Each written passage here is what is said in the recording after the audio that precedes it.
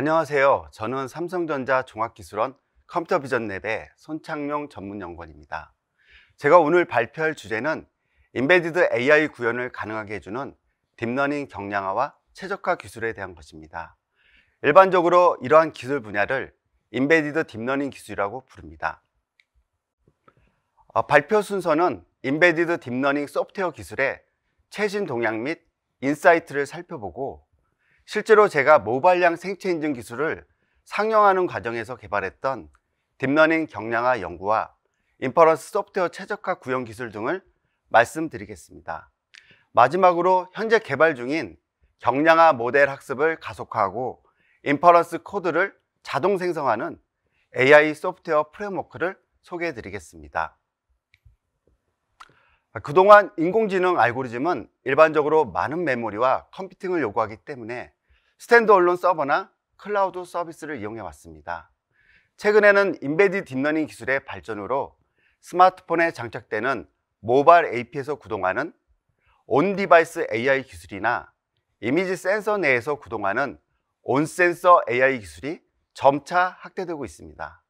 미래에는 사물 인터넷 시대에 맞춰서 대부분의 사물에 AI가 탑재되어 구동되는 온띵스 AI 시대가 올 것으로 전망하고 있습니다. 이러한 엣지 디바이스에서 인공지능을 구동하기 위한 여러 가지 노력들이 최근 2, 3년 사이에 활발하게 이루어졌습니다. 최근에 많이 언급되고 있는 온디바이스 AI는 왜 해야 하는지를 알아보겠습니다. 온디바이스에서 AI를 처리할 때 얻을 수 있는 이점은 크게 세 가지입니다. 첫 번째로 클라우드 서비스를 사용하지 않고 디바이스의 어플리케이션 프로세서로 컴퓨팅을 하기 때문에 클라우드 비용을 절감할 수 있습니다.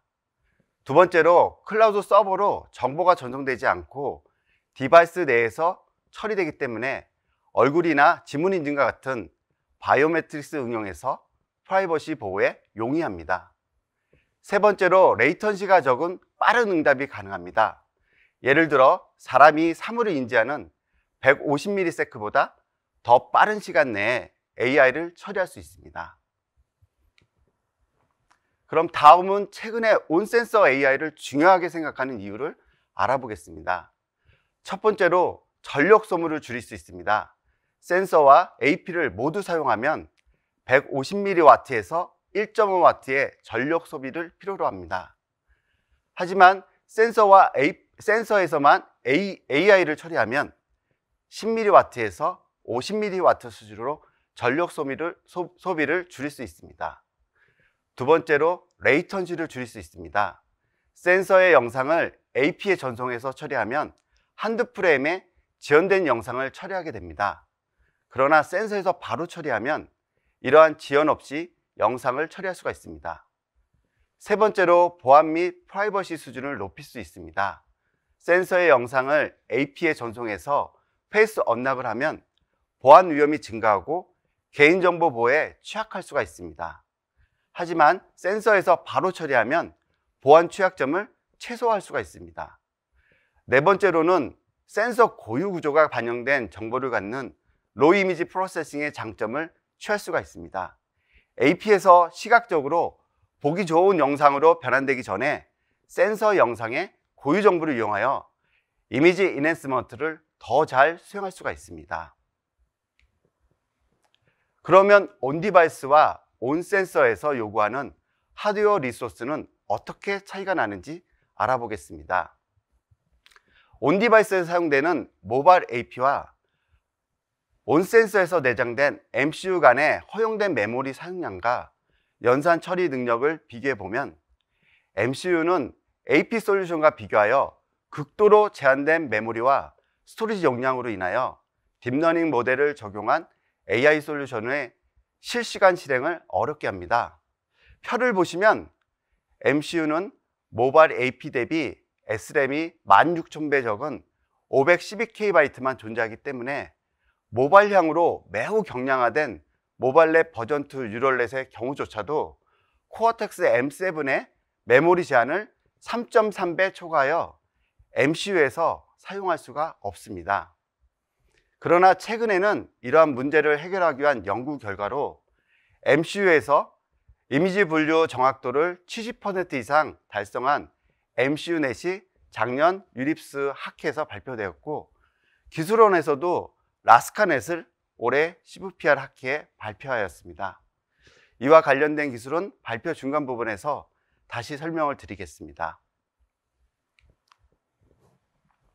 인베디드 딥러닝 소프트웨어 기술은 크게 경량화와 최적화로 나눌 수 있으며, 기존 모델 대비 정확도 손실을 최소화하면서 모델 크기와 연산량을 줄이는 기술입니다. 최근까지의 딥러닝 경량화 기술들은 크게 경량 네트워크 설계와 날리지 디스틸레이션, 퀀타이제이션, 그리고 프루닝 등으로 대표되고, 최적화 기술은 제로스킵과 데이터 재사용 처리, 그리고 벡터 연산을 지원하는 심드 최적화 등으로 요약할 수가 있습니다. 이러한 기술 중에서 인베디드 AI 소프트웨어를 구현할 때 반드시 고려해야 할 경량 네트워크 설계 방법에 대하여 먼저 살펴보겠습니다. 최근에 모바일향으로 경량화된 네트워크 설계 기술이 많이 발표되고 있지만, 실제로 유용성 측면에서는 하드웨어 특성을 반영하지 못하여 다소 부족한 점도 발견되고 있습니다. 가운데 표를 보시면 스큐넷의 경우처럼 알렉스넷보다 50배 적은 모델 파라미터를 줄였지만 에너지 소모는 감소하지 않는 결과를 보입니다. 이것은 알렉스넷보다 레이어 수가 많기 때문에 피처맵의 메모리를 읽고 쓰는 횟수가 매우 많아져서 에너지 측면에서는 오히려 1.3배 이상 더 커지는 단점이 있습니다. 따라서 유럴넷을 설계하는 개발자들이 속도도 빨라지고 에너지 소모도 줄일 수 있는 네트워크를 설계하기 위해서는 결국 파라미터 수도 줄이고 메모리에 왔다 갔다 하는 횟수도 줄일 수 있는 네트워크 구조를 고민하는 것이 매우 중요합니다. 그리고 최근 구글에서는 자사 하드웨어인 TPU에 적합한 모바일넷 엣지 TPU를 발표하였고, 이 네트워크는 모바일형 소타 네트워크로 알려진 이피션트 넷이나 모바일넷의 핵심 기술로 여기는 뎁스와이즈 컨볼루션이나 스퀴즈 앤 익사이트, 그리고 수위수 활성함수 등을 모두 다 없애고 그냥 전통적인 일반 컨볼루션 방법으로 되돌아간 구조로 설계되었다고 합니다. 이와 같이 하드웨어 프렌들리한 구조에 대한 중요성을 인식하고 논문에서 비교하는 수치인 파라미터 수와 맥 연산량만을 고려하지 말고 실제로 인퍼런스 소프트웨어의 구현 성능에서 큰 영향을 주는 메모리 접근 횟수나 벡터 연산 또는 병렬 처리 적합성 등이 반영된 경량 네트워크를 설계하는 것이 매우 중요합니다. 지금까지 경량 네트워크 설계 기술을 포함한 인베디드 딥러닝 기술 동향을 살펴보았고요. 이제부터는 두 번째 주제로 기술원에서 개발하여 제품에 적용한 딥러닝 경량화 연구에 대해서 이야기해 보겠습니다.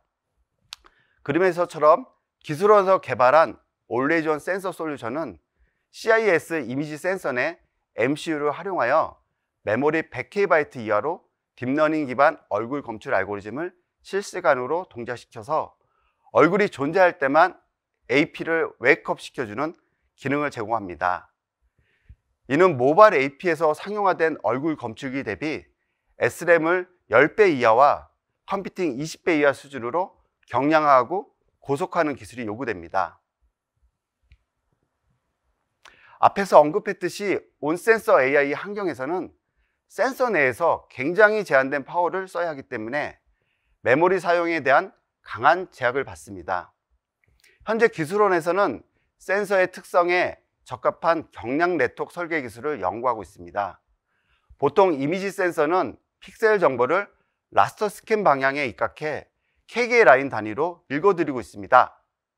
이는 촬영된 포톤들이 ADC를 거쳐서 디지털 값으로 변환하는 과정에서 센서 내의 메모리 버퍼와 파워 제약으로 인해 모든 픽셀을 한 번에 읽어올 수 없기 때문입니다. 그렇기 때문에 이미지 센서 내에서 K라인 단위에 위에서 아래로 순차적으로 픽셀 영상을 읽어옵니다. 이러한 센서의 특성을 활용하여 기술원에서는 기존의 전체 영상에 적용하던 CNN을 순차적으로 들어오는 K라인 단위로 분할하여 적용시켰습니다.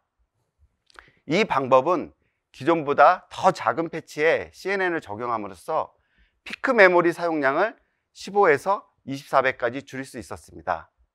그리고 부분 영상 단위로 적은 피크 메모리를 사용하면서도 전체 영상의 컨텍스트 정보를 학습하기 위하여 RNN을 사용했습니다.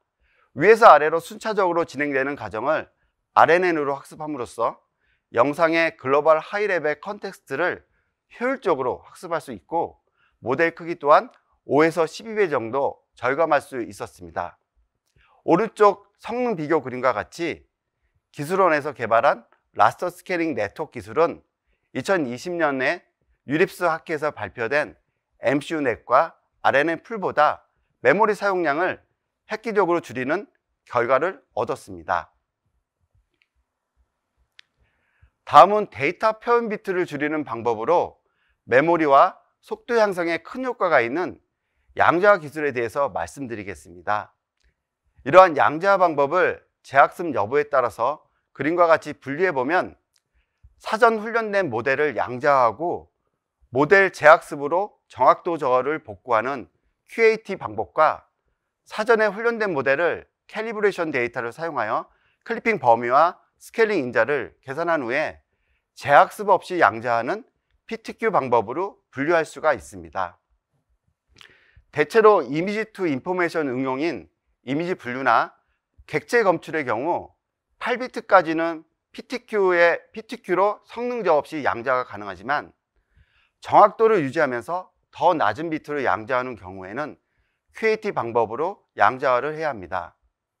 또한 하드웨어 측면에서 최근에는 엔비디아 T4 GPU에서는 인트 4비트와 인트 8비트를 혼합한 혼합 정밀도를 지원하여 8비트 양자에 비해 최대 50%의 속도 향상을 제공합니다.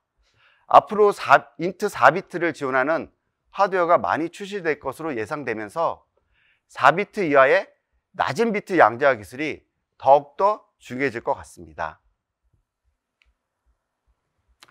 뉴럴 네트워크의 학습 모델인 웨이트는 인퍼런스 단계에서는 고정된 값이기 때문에 데이터 값들의 분포를 사전에 파악하여 효율적으로 양자하는 것이 가능합니다. 그러나 각 네트워크의 입출력 값인 액티베이션은 매 프레임마다 데이터 값들의 분포가 변하기 때문에 효율적으로 양자하는 것이 어렵습니다. 이러한 문제를 해결하는 방법으로 기술원에서는 입력 영상의 조도 변화에 따라 온라인으로 클리핑 범위와 스케일링 인자를 동적으로 조정하기 위하여 영상 입력마다 큐 포맷을 바꿀 수 있는 동적 양자화 기술을 개발하였고 생체 인증 기술에 적용하여 32비트 연산을 8비트 연산으로도 성능 저하없게 만들었습니다. 다음은 재학습이 필요한 QAT 방법으로 기술원에서는 2년 전에 프루닝과 클리핑 그리고 웨이트를 동시에 학습하는 양자 구간 학습 방식을 개발하였습니다. 오른쪽 위에 비교표를 보시면 기존 방식들은 휴리스틱하거나 일부 부분적으로 학습 가능한 방식을 사용하고 있었습니다. 그러나 우리 방식은 웨이트와 액티베이션의 프루닝과 클리핑 위치를 모두 학습으로 결정하는 방식이며 양자와 에러 관점이 아니라 백 프로파게이션을 통하여 전체 태스크 로스를 최소화하는 방향으로 양자 구간값인 C와 D를 포함한 5개의 파라미터를 조인틀리 옵티마이션하게 학습을 하였습니다. 오른쪽 아래에 이미지넷 DB에 대한 레슨의 18 결과를 보시면 저희 방식만이 4비트에서 성능 저하가 발생하지 않고 나머지 비트에서도 좋은 성능을 보였습니다. 19년도에 개발한 QA 방식이 논문에 게재된 이후 최근 논문 연구에서는 다양한 재학습 방식들이 다수 공개되었습니다. 그러나 아직도 2비트에서는 상당히 큰 성능 저하가 발생하고 있어서 여전히 제게에는 풀어야 할 난제로 남아 있습니다. 인간의 뇌 발전 과정을 유사하게 묘사해 이를 딥러닝 경량화에 적용한 것이 프루닝 기술입니다. 아래 테이블을 보시면 태어날 때 50조 개의 시냅스의 수가 1살이 될 때까지는 1000조 개의 수준으로 늘어나게 됩니다. 하지만 그 이후에는 절반 수준인 500조개로 줄어들면서 인간의 지능이 발전하고 안정화를 이루게 됩니다. 이런 과정과 유사하게 제로에 가까운 값을 갖는 웨이트는 제로로 변경하고 그 변화에 따라 발생한 정확도 저하는 재학습을 통해 복원하는 것이 프루닝 기술입니다. 아래 그림과 같이 0에 가까운 0.01, 0.07 등을 0으로 변경하게 되면 정확도가 떨어지게 되지만 0이 아닌 값들을 다시 학습시켜서 떨어진 정확도를 복원하는 것이 가능합니다. 프루닝의 장점은 일반적으로 웨이트에 0이 많아져서 압축에 유리해지는 것입니다. 그리고 제로 값들은 연산을 스킵하여 속도 성능을 향상할 수 있습니다. 그러나 구조화된 형태로 제로가 존재하지 않고 랜덤한 위치에 제로 값이 존재하도록 프루닝을 한다면 하드웨어 지원 없이 효과적인 소프트웨어 구현은 어렵습니다. 그래서 최근에는 구조화된 프루닝 방법이 많이 사용되고 있습니다. 기술원에서는 기존의 3x3x n 크기의 커널 단위로 프루닝하는 방법이 아닌 커널 내부에서 더 세분하게 제거하기 위하여 구조화된 최소 단위인 1x1x n 단위로 프루닝하는 방법을 개발하였습니다. 이를 효과적으로 구현하기 위하여 스파스 웨이트를 1x1x n 필터 단위로 재구성하여 연산을 수행하고 유한 웨이트와 디코딩 위치 정보만 저장하여 모델을 더 효과적으로 압축하는 방법을 사용하였습니다. 오른쪽 그림을 보시면 기존 채널 와이즈 방법과 비교 실험한 결과 우리가 제안한 포인트 와이즈 방법이 동일 정확도에서 프루닝 비율을 30% 이상 향상시킬 수 있었습니다. 그리고 최근에는 랜덤한 위치에서 프루닝하는 엘리먼트 와이즈 방법의 프루닝 비율에 근접하면서도 구조화된 처리가 가능할 수 있는 방법으로 채널과 필터 그리고 포인트 와이즈 형태에 대하여 동시에 프루닝하는 스페셜 프루닝 기술이 제안되었습니다. 그리고 이 방법을 적용하면 레진의 18과 50에서 동일한 프루닝 비율을 기준으로 기존 소타 대비 1에서 3% 수준의 정확도 성능 향상을 달성할 수가 있었습니다.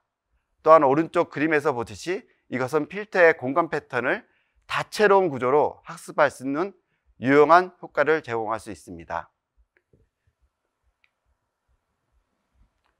다음은 세 번째 주제로 인퍼런스 소프트웨어 최적화 구현 기술에 대하여 말씀드리겠습니다. 현재 대부분의 CPU나 DSP는 싱글 명령어로 멀티플 데이터인 벡터를 한 번에 처리하는 심드 연산을 지원합니다. 특히 모바일 AP에서 사용되는 ARM CPU는 128비트 심드를 지원하는 네온이라는 연산 가속기를 갖고 있습니다. 그림에서처럼 16비트 데이터 간의 곱셈 연산을 수행하면 최대값은 32비트 값이 됩니다. 따라서 연산 결과에 대한 오버플로우를 방지하기 위해서는 32비트 어큐뮬레이터가 필요하게 됩니다. 대부분 심드 명령어는 이러한 어큐뮬레이터 사이즈에 따라 한 번에 처리 가능한 벡터 크기가 결정됩니다. 맥 명령어를 사용한 최적화의 끝판은 어큐뮬레이터 사이즈를 8비트로 사용하는 것이며 이를 위해서는 곱셈 연산의 입력으로 들어가는 액티베이션의 비트와 웨이트의 비트의 합이 8비트 이하로 되어야만 합니다. 그래서 8비트 어큐뮬레이터를 사용하는 최적화 방법은 실제로 16개의 연속된 데이터를 동시에 맥 연산 처리가 가능합니다. 그러나 연산하는 데이터 값이 4비트이지만 실제로 가장 작은 데이터 타입인 8비트 컨테이너에 동일하게 저장하고 읽기 때문에 메모리 측면에서는 8비트 데이터와 비교하여 이득이 없다는 단점이 있습니다. 그럼 4비트 이하의 낮은 비트 유럴렉 구현에서 속도 향상뿐만 아니라 메모리 측면에서도 큰 효과를 보기 위한 방법으로 기존 맥 연산 기반 컨볼루션 연산을 비트와이즈 오퍼레이션으로 변환하여 처리하면 가능해집니다. 비트와이즈 오퍼레이션을 하기 위해서는 우선 웨이트는 각 커널별로 데이터를 비트 단위로 슬라이싱하여 비트 포지션별로 바이너리 값을 연속으로 저장을 합니다. 이렇게 하면 웨이트 저장 모델의 크기를 양자화된 비트에 비례해서 절감할 수가 있습니다. 그리고 양자화된 액티베이션은 인퍼런스의 각 레이어마다 비트 포지션별로 데이터를 분류하여 저장하는 것이 과정이 필요합니다. 이렇게 비트 포지션별로 분류하여 구성한 연속된 데이터에 대하여 그림과 같이 AND와 팝 카운터를 이용하여 비트 간 바이너리 이너 프로덕트를 수행하면 됩니다. 그리고 암 내용 가속기에는 AND와 카운터를 위한 심드 명령어인 VAND와 VCNT가 지원되며 이 명령어를 사용하여 효과적으로 비트와이즈 컨볼루션 연산을 처리할 수가 있습니다. 실제로 128비트 심드 연산을 수행할 때 요구되는 계산량을 비교해 보면 웨이트 커널의 크기가 3x3x 128 채널이라고 한다면 하나의 아웃풋 피처 값을 얻기 위해서 필요한 연산수는 웨이트와 액티베이션의 비트에 따라 다음과 같은 결과를 얻을 수 있습니다. 일반적으로 메모리에서 데이터를 로드하는 명령어가 맥 연산 명령어보다 레이턴시가 더 길기 때문에 속도 최적화를 위해서는 메모리 로드 수를 줄이는 게 더 중요합니다. 웨이트와 액티베이션이 4비트인 경우에 맥 연산 방식과 비트와이즈 방식을 비교해 보면 연산수는 맥 연산 방식이 좋고 메모리 로드 수는 비트와이즈 방식이 좋지만 비트와이즈 방식은 추가적으로 액티베이션을 비트 포지션 단위로 분류하는 연산이 필요하여 실제 구현을 해서 처리 속도를 측정해 보면 맥 연산 방식이 약간 더 좋은 결과를 보입니다. 하지만 3비트 이하의 경우에는 확실하게 비트와이즈 방식이 더 고속으로 동작하고 웨이트 저장 모델 사이즈도 두세 배 절감할 수 있습니다. 그래서 기술원에서는 상용화 솔루션을 최적화할 때 양자화된 뉴럴넷의 웨이트와 액티베이션이 4비트보다 크면 맥 연산 방식을 사용하고 4비트보다 작으면 비트와이즈 방식으로 소프트웨어 최적화를 하였습니다. 다음은 기술원에서 개발 중인 AI 소프트웨어 프레임워크에 대해서 말씀드리겠습니다. 최근에는 다양한 인베드 딥러닝 기술들을 제공하는 오픈 프레임워크들이 많이 배포되어 손쉽게 인베디드 AI 응용을 신속하게 개발할 수 있도록 도움을 주고 있습니다. 현재 기술원에서도 딥러닝 경량화 모델 개발에서 사업부 제품 탑재와 평가까지 소요되는 전체 개발 사이클을 3배 이상 단축할 수 있는 소프트웨어 프레임워크를 개발하고 있습니다.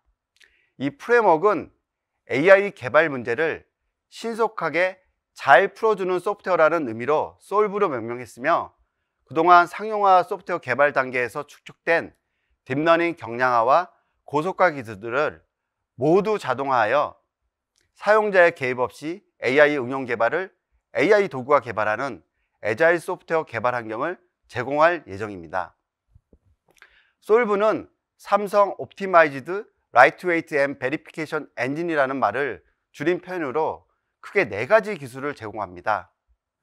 솔브의 O는 학습 속도 및 정확도 향상을 위한 학습 최적화를 지원하는 옵티마이즈 트레이닝 단계를 제공하는 것을 의미하고 솔브의 L은 네트워크 경량화를 통한 모델 사이즈 축소 및 동작 속도를 향상해주는 라이트웨이트 뉴럴 네트워크 단계를 의미하며 솔브의 V는 모듈화된 기능을 레이어 단위로 단계적인 평가를 자동 수행해주는 베리피케이션 단계를 의미합니다. 그리고 솔브의 E는 대상 하드웨어 환경에 최적화된 실행 코드를 자동 생성해주는 인베디드 인퍼런스 엔진 단계를 제공하는 것을 의미합니다.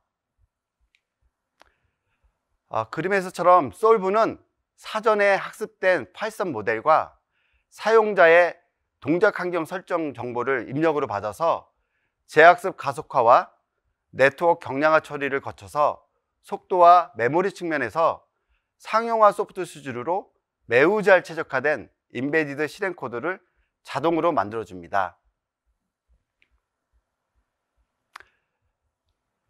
또한 솔브는 사용자의 편의성을 향상을 위해 웹 형태의 GUI 환경을 제공하고 있습니다.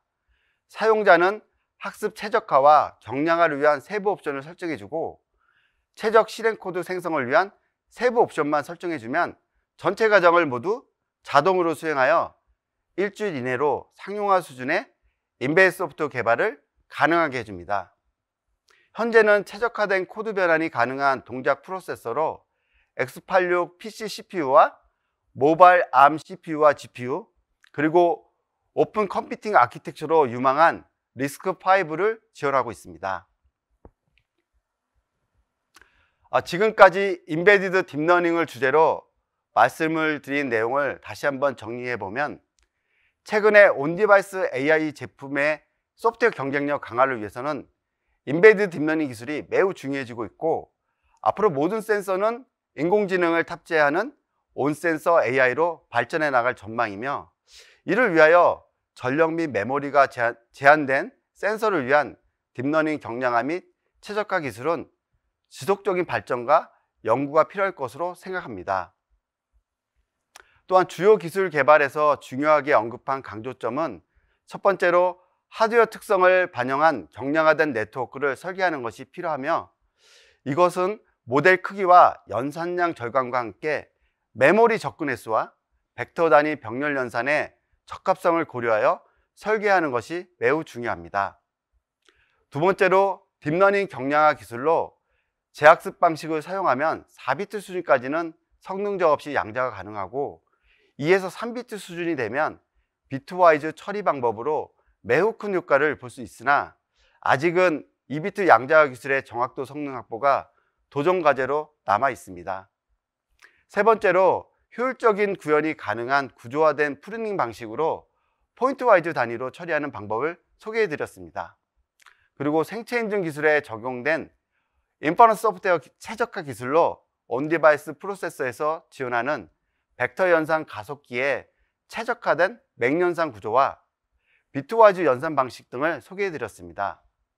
마지막으로 다수 경쟁사에서 오픈 프레임워크를 공개하고 있으나 기술원의 선행 알고리즘 지원이나 추가 기능 구현에 제약이 존재하여 자체적으로 개발 중인 솔브 프레임워크를 간략하게 소개해 드렸습니다.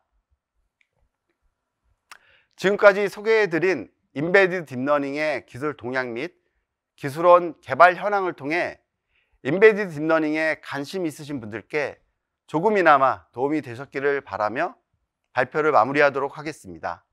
경청해 주셔서 감사합니다.